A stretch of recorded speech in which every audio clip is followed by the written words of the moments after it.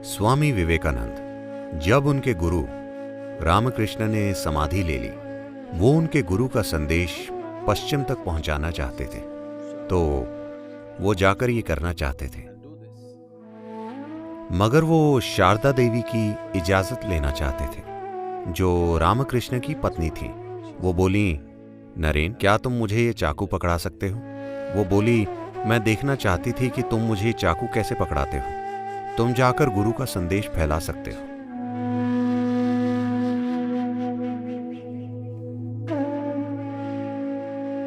आध्यात्मिक होने का मतलब हमेशा विनम्र होना भी समझा गया है, और दुर्भाग्यवश विनम्र होने को हमेशा कोमल या कमजोर होने के रूप में गलत समझा गया है।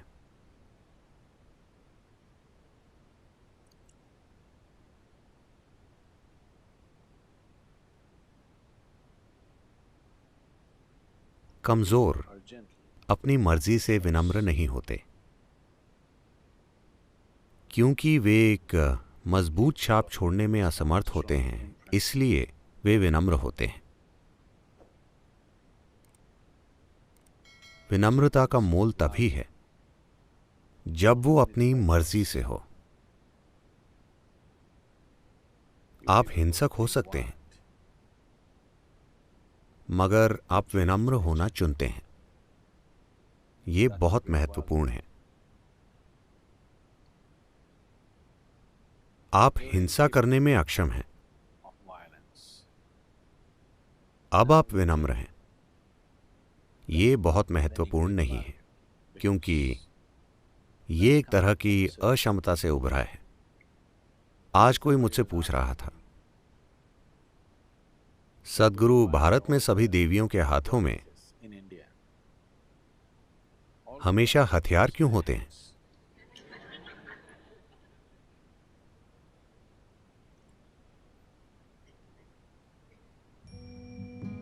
क्योंकि हमारी भैरवी, हालांकि उनकी आंखें हैं,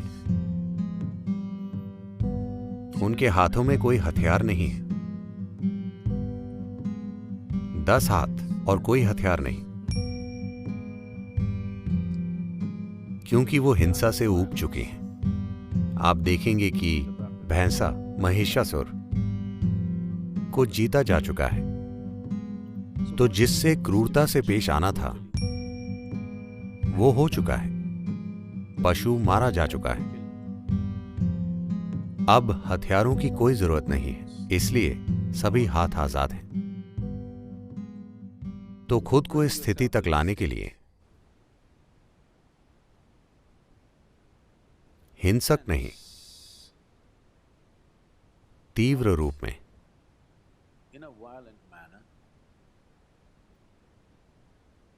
तीव्र, वो जीत में तीव्र हैं। उनकी ऊर्जा तीव्र है, उनका परमानंद तीव्र है। उनकी तीव्रता हिंसा नहीं है। ऐसा नहीं कि वो इसमें सक्षम नहीं है, बस उन्हें अब इससे कोई मतलब नहीं है। व्यक्ति की क्रियाशीलता के विकास में अगर आप क्रियाशीलता का क्रमिक विकास देखें, किसी कार्य का शुरुआती हिस्सा हमेशा हिंसक होगा।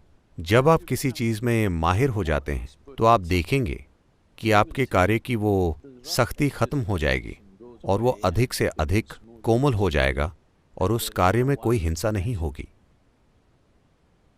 बल्कि तलवारबाज भी, जो महारथी है, सिर्फ कोई नया ही इस तरह आह करता है। महारथी बस एक वार करता है और हो गया। कार्य में कोई हिंसा नहीं है। तो कार्य के विकास में वो उसके आगे निकल गई हैं, अब भी तीव्र, मगर जीत में, ऊर्जा और परमानंद में, हिंसक रूप में नहीं। यहां उस तरह के कई प्रतीक हैं। अगर आप अपनी आंखें खोलकर देखें, जहां वो तीव्र है मगर हिंसक नहीं है। क्या हिंसा में कुछ गलत है? ये सही और गलत का सवाल नहीं है, ये बस जीवन को संचालित करने का एक असभ्य तरीका है। अगर आप कहते हैं कि हिंसा बुरी है, इसका मतलब है कि आप अपने एक हिस्से को खारिज कर देंगे और आप अभी उससे छुटकारा नहीं पा सकते, क्योंकि वो खत्म नहीं होगा। वो कई रूपों में बाहर आएगा। लोग जो सड़क पर शांतिपूर्ण होते हैं, घर पर हिंसक होते हैं। अगर वो शारीरिक हिंसा में सक्षम नहीं होते तो वो मौखिक हिंसा करते हैं। अपने विचारों और भावनाओं में हिंसक होते हैं, कई मायनों में। तो हिंसा को खारिज करना कोई हल नहीं है। हिंसा को एक अधिक प्रभावशाली कार्य में विकसित करना जरूरत हिंसा की नहीं है, जरूरत तीव्रता की है। हर इंसान के अंदर तीव्रता की वो जरूरत हमेशा होती है। अगर आप तीव्रता की उस जरूरत को नहीं सुधारते और उस तीव्रता का अनुभव बस ध्यान में बैठते हुए या भक्ति में या प्रेम में या बस शुद्ध कार्य में नहीं कर पाते, अगर आप परिष्कार नहीं करते और फिर भी तीव्रता रखते हैं, तो हिंसा कई अलग अलग रूपों में आपसे भड़केगी। आपके अंदर मारपीट करने का साहस भले ही ना हो, मगर वो कई रूपों में घटित होगा और जीवन बदसूरत हो जाएगा। वो आपके जीवन के हर क्षेत्र में घुस जाएगा। और जिस तरह से आप चीजों को लेते हैं और चीजों को रखते हैं, आप जान जाएंगे कि आप कोमल हैं या हिंसक। एक बहुत सुंदर घटना हुई, मैंने कई बार आपको बताया भी होगा। स्वामी विवेकानंद। आप सभी ने स्वामी विवेकानंद के बारे में सुना होगा। जब उनके गुरु रामकृष्ण ने समाधि ले ली, तो वो अपने गुरु का संदेश पश्चिम तक पहुंचाना चाहते थे। तो वो जाकर ये करना चाहते थे, मगर वो शारदा देवी की अनुमति लेना चाहते थे, जो रामकृष्ण की पत्नी थी। वो उनसे मिलने गए और वो रसोई में खाना पका रही थी।